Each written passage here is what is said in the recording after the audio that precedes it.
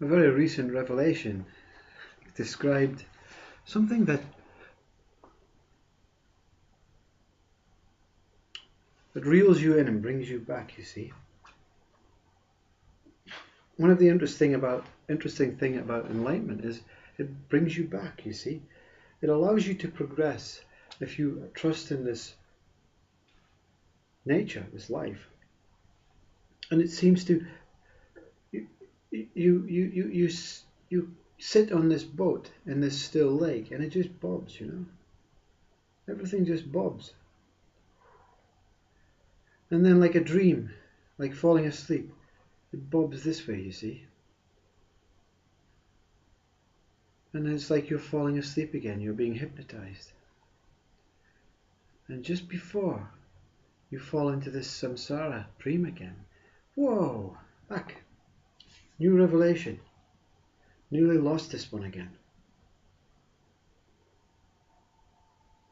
And this one is will be very pleasing to many people, because all information that you read about or see on video or whatever makes sense, you see.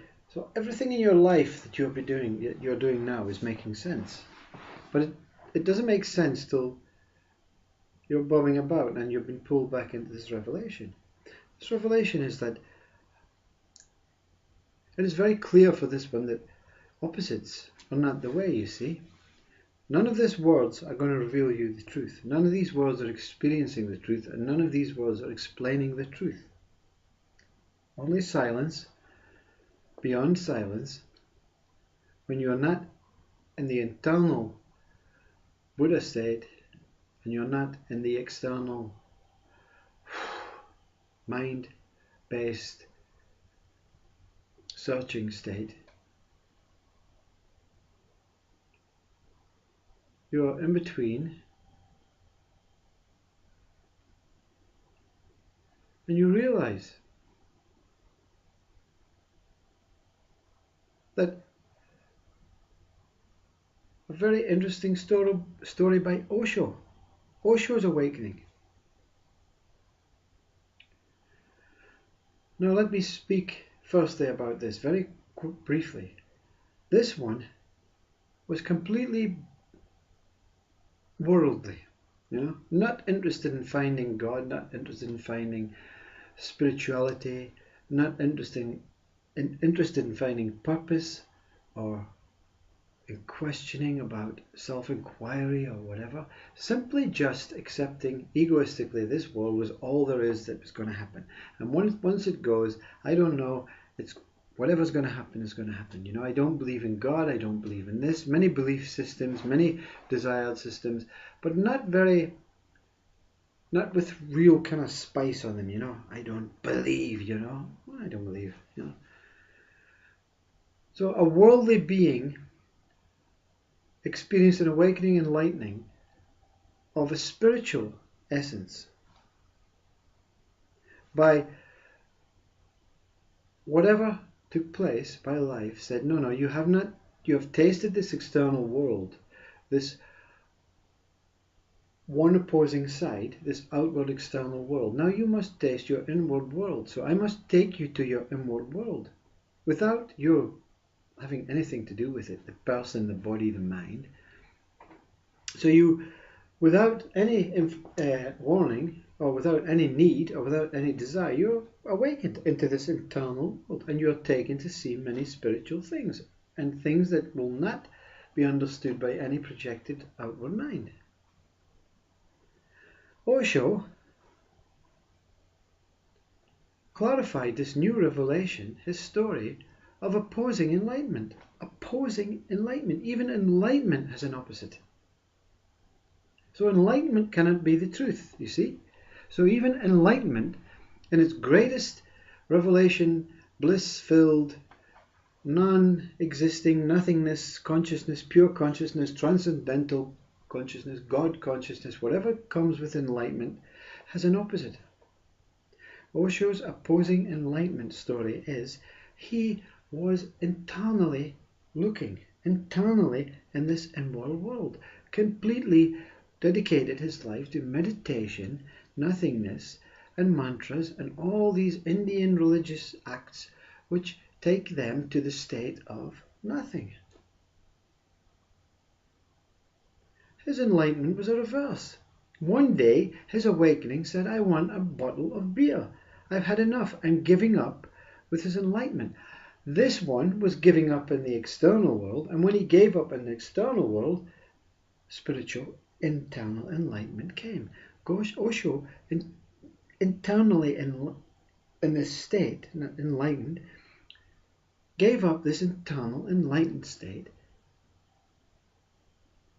to experience the external world.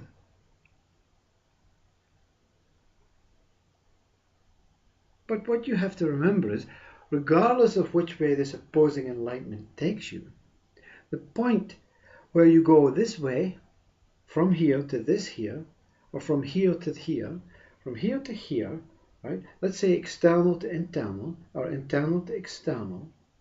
There's a point where you're neither. No opposites hold the truth.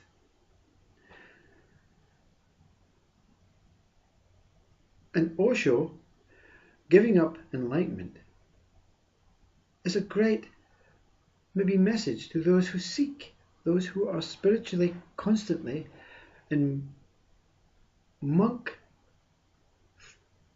mind state. One day say, you know what, I've had enough of this. You know what, gone. I'm going to have a whiskey. Oh, gone. And this one, I've had enough of this external world. There must be something more, you see. I want to taste meditation. Yeah, gone. Opposing enlightenments. Wow. To the individual, this may say, wow, this makes sense, you know. I actually feel as though my whole life has been doing practices, mantras, enlightening, meditation, following Buddhism, following religion, following Hinduism, following Shiva, following Christ, following all these wonderful internal experiential beings. But to taste the opposing world, to be enlightened to the opposing world, you have to give that up. I understand now how why sages like Muji and say, you know, give it up. You know, give up seeking. This one could not understand that because I never seeked in the first place. What I gave up was I gave up this ego, this external world. So what state are you in now? Are you obsessed by this external world? Or are you obsessed by spirituality and religion? Whichever you're obsessed by giving it up, you will be enlightened into the other state. But whatever state you will be enlightened to, it's not that. But you will not experience that, the in-between stateless state, until you experience both state. Enlightenment is this godly thing saying he has had or she has had enough of this world. I have decided to say, you know, you have had enough. You must go to the other side of the hourglass. Experience that, and then fully truth will be revealed.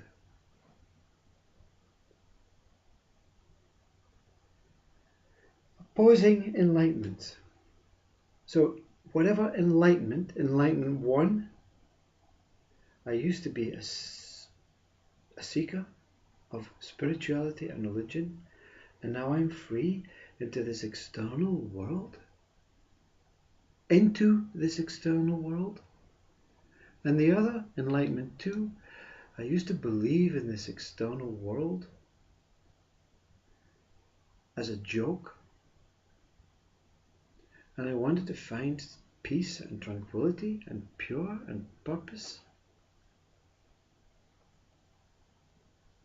and it became the external world, but it was empty. And both of these states, once settled, merge, and truth is, even enlightenment is an experience. But the experience of enlightenment, in whichever direction or whichever opposite it takes you to, has to be experienced until before truth can be revealed. I don't know if this makes any sense. Sometimes I think, I wonder who would view this, I wonder if any scientist could get their head around this, you see. I wonder if any religious person could say, you know what? It makes sense. None of this makes sense to anyone who is not in the true state, who has not completely experienced fully the complete circle of both enlightenments, and realizes that even enlightenment you're not. Even enlightenment, whichever way it goes, is an opposite. Enlightenment has two opposites, external, internal. And you are the door between the two. You are the door between every single opposite. You are the state that gives birth to every state that you have experienced and will experience and continue to experience and infinitely experience. You are the stable, stateless, in-between state of all opposites. Wow. Namaste.